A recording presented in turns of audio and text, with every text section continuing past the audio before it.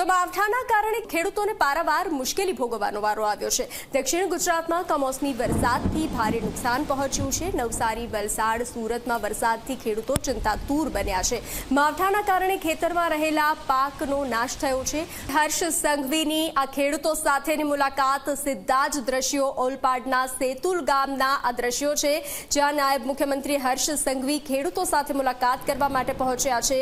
નુકસાનીના જે દ્રશ્યો સર્જાયા છે, ખેડૂતોને રાતા પાણીએ રોવાનો વારો આવ્યો છે। ત્યારે ખેડૂતો જે સહાયની માંગ કરી રહ્યા છે, ત્યારે હર્ષ સંઘવી ખેડૂતોની મુલાકાત માટે પહોંચ્યા છે।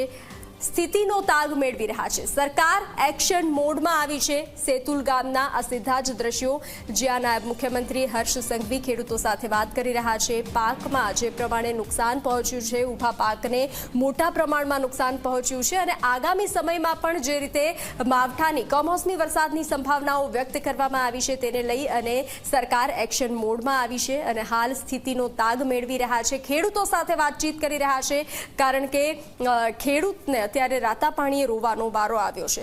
ગુજરાતના તમામ ક્ષેત્રના ખેડૂતોને થયેલી નુકસાનીનો ત્યાગ મેળવ્યો છે।